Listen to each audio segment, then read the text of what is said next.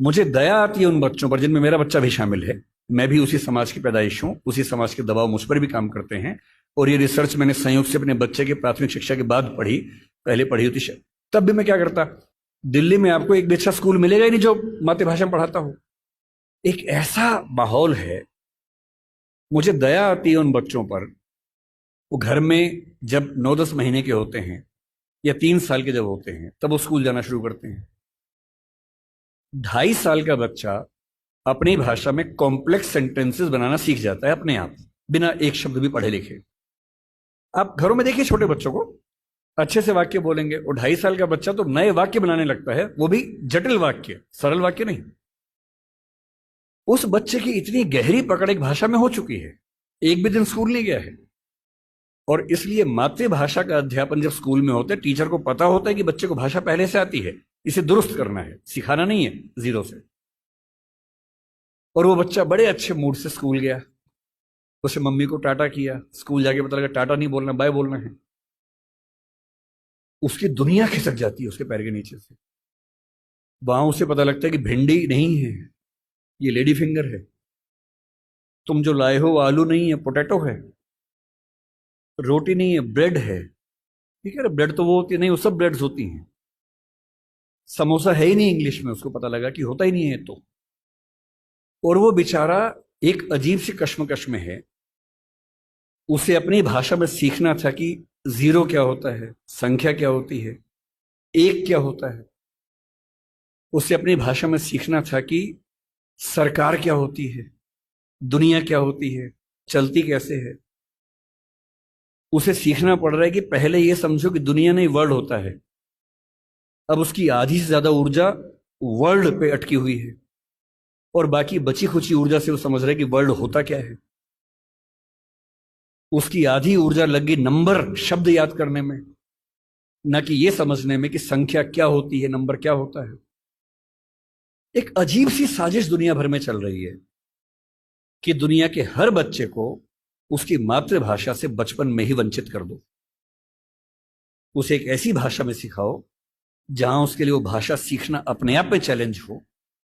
और इसलिए आप देखेंगे कि अगर ज्ञान की दुनिया में दुनिया भर की भाषाओं के आम आदमी शिरकत नहीं कर पा रहे हैं, गलती से भी ये मत सोचिएगा कि दिमाग वाले लोग बहुत कम होते हैं और वही आगे बढ़ते हैं।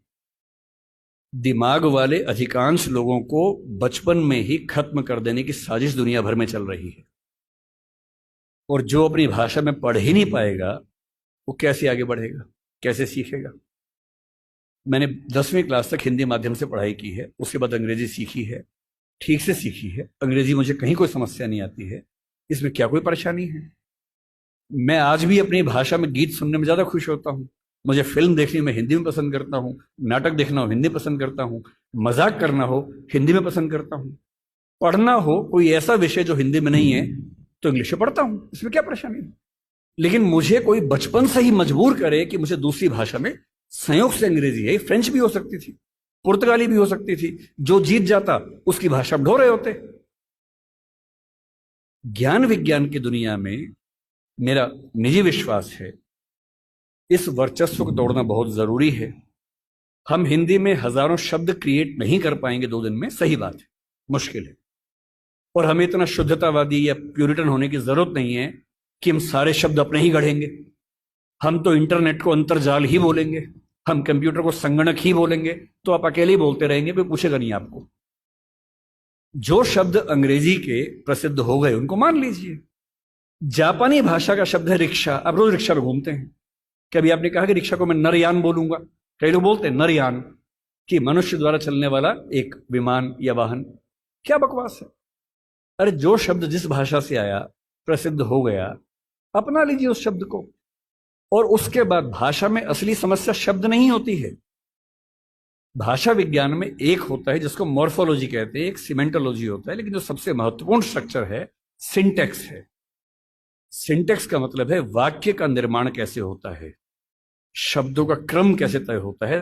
किसी नई भाषा को सीखने में सबसे बड़ी मुश्किल आती है सिंटेक्स सीखने में। आप हिंदी भाषा के सिंटेक्स में अंग्रेजी के शब्दों को शामिल कर लेंगे, रत्ती भर समस्या नहीं आएगी। और इसलिए जिसको हम कहते हैं कि अंग्रेजी माध्यम है और हिंदी माध्यम है, कहने की बातें हैं।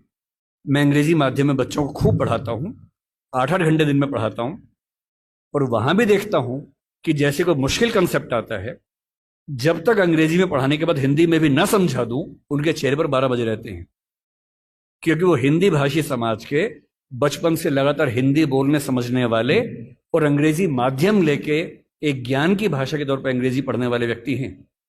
हंसी मजाक हिंदी में हो तो ठहाके मार के हंसते हैं, इंग्लिश में हो एक आध हंसता है, बाकी इसलिए हंसते हैं कि हंसने की बात थी तो हम भी हंस लेते हैं। नहीं बात बनती। मन की भाषा, आत्मा की भाषा अलग भाषा होती है, ज्ञान की भाषा अलग भाषा होती है, इसमें कहां कोई दिक्कत है। और इसलिए मैं आपसे कहना चाहता हूं कि ज्ञान विज्ञान की भाषा के तौर पर, व्यवसाय की भाषा के तौर पर जबरदस्ती एक वर्चस्व का दौर चल रहा है जो खत्म होना चाहिए। मुझे खुशी है कि हमारी वर्तमान सरकार इस मामले में, मैं किसी राजनीतिक दल से ताल्लुक नहीं रखता हूं, मुझे ना सरकार का समर्थक माना जाए ना विरोधी माना जाए, क्योंकि मैं सच में दूरी बना के रखता हूं, बहुत दूर बना के रखता हूं। मैं मुद्दों पर तारीफ करता हूं, मुद्दों पर आलोचना करता हूं। भाषा के मामले में वर्तमान सरकार बेहतर काम कर रही है, ये सही बात है। कई स्तरों पर हमने देखा है। मेडिकल साइंस मध्य प्रदेश से शुरू हुआ, एक ही साल में एमपी में, यूपी में, उत्तराखंड में शुरू भी हो गया। और मैं कई साल से सोचता था कि मेडिकल साइंस में ऐसा क्या है जो हिंदी में नहीं पढ़ सकते। और सोचिए, डॉक्टर बनने के बाद करना क्या आपको डॉक्टर बन के आम आदमी का इलाज करना है। भारत की आम आदमी की हालत क्या है? डॉक्टर के पास जाता है, उसको एक वाक्य समझ में नहीं आता है। डॉक्टर 4 लाइन इंग्लिश की बोलता है, कुछ मुश्किल शब्द बोलता है, तो वो मान लेता है कि ज्ञानी आदमी है, ठीक बोल रहा होगा। उसे अपनी हेल्थ के बारे में एक वाक्य ठीक से समझ में नहीं आता है। किसी विकसित देश में चले जाइए, डॉक्टर की जिम्मेदारी होती है कि जब तक मरीज सारी बातों को ठीक से न समझ ले तब तक इलाज शुरू नहीं कर सकता है।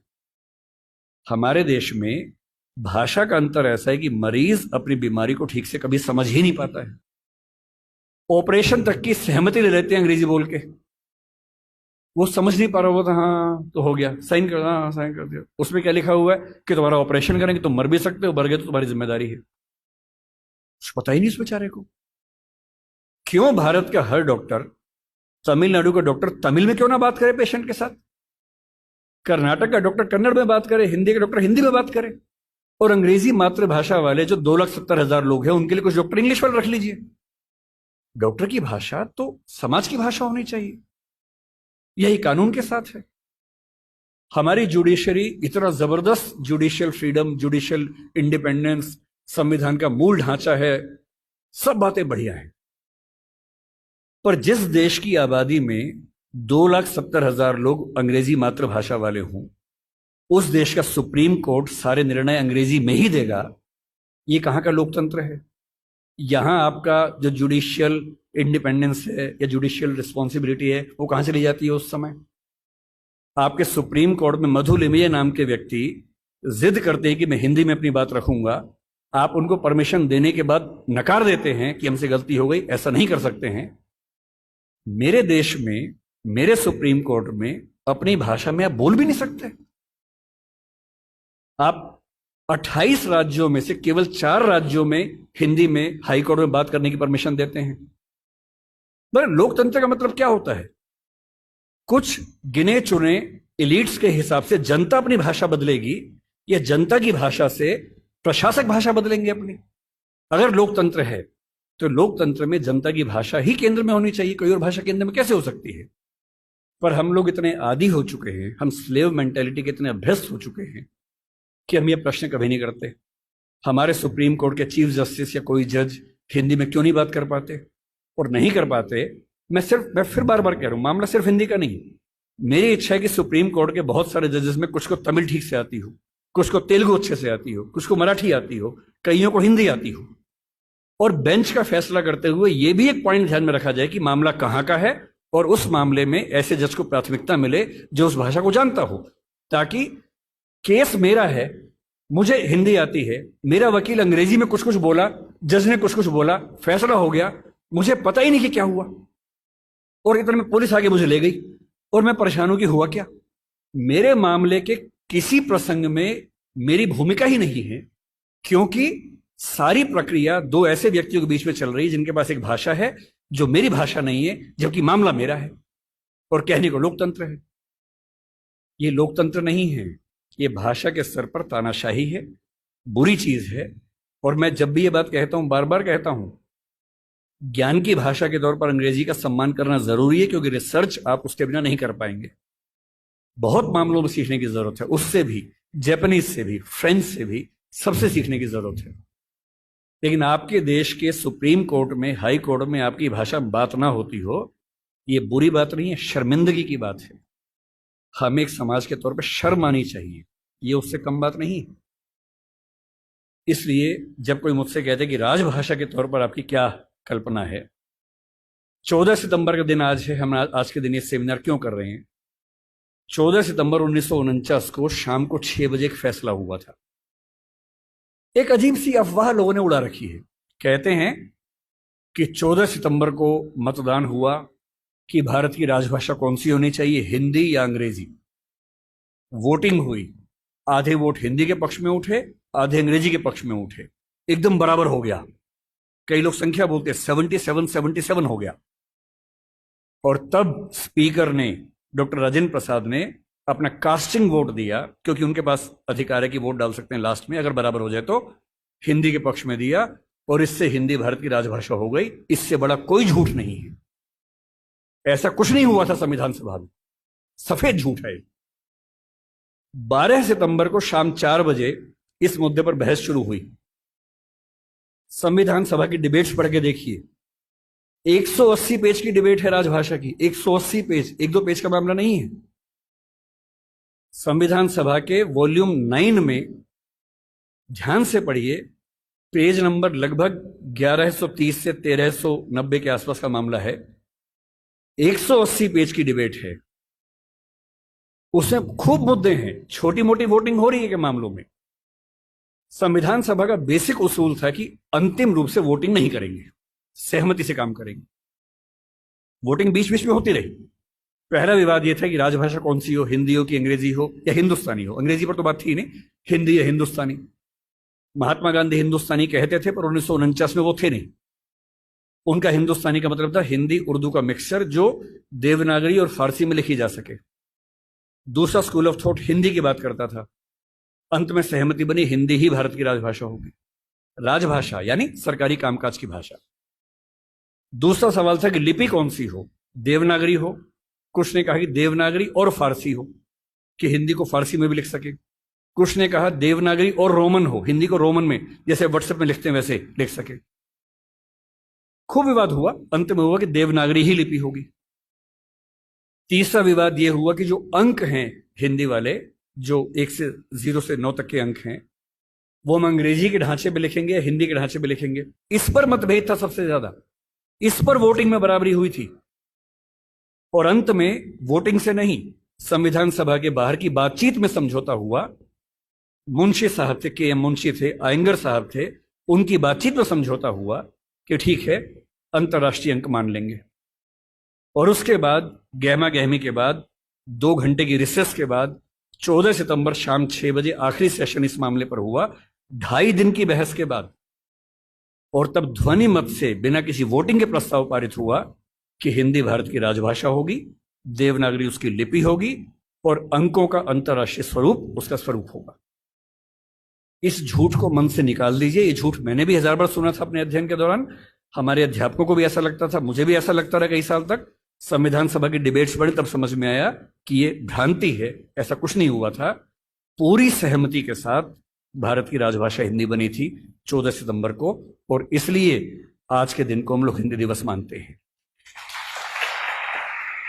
और क्यों ना बनती, आप सोचिए क्यों ना बनती। दुनिया में 2 तरह के देश हैं, एक इंग्लैंड जैसा है, फ्रांस है, स्पेन है, जर्मनी मान सकते हैं, आज के समय के जर्मनी मान सकते हैं, उस समय का तो नहीं, आज के जर्मनी मान लीजिए, आप ग्रीस को मान लीजिए। ये सब देश वो हैं जो एक देश एक भाषा वाले लोग हैं। बांग्लादेश को मान लीजिए, बांग्ला बोलते हैं, एक देश एक भाषा है। पर कुछ देश ऐसे होते हैं जहां एक भाषा नहीं होती है। स्विट्जरलैंड में देखिए, छोटा सा देश है, 3 राजभाषाएं वहां पर हैं। बेल्जियम में देखिए, छोटा सा देश है, पर वहां भाषाएं 1 से ज्यादा चलती हैं। तो उस समय एक डिबेट थी कि भारत का मॉडल कौन सा होगा। क्या हम इंग्लैंड, फ्रांस, जर्मनी के मॉडल पे चलेंगे, या हम स्विट्जरलैंड और बेल्जियम के मॉडल पे चलेंगे?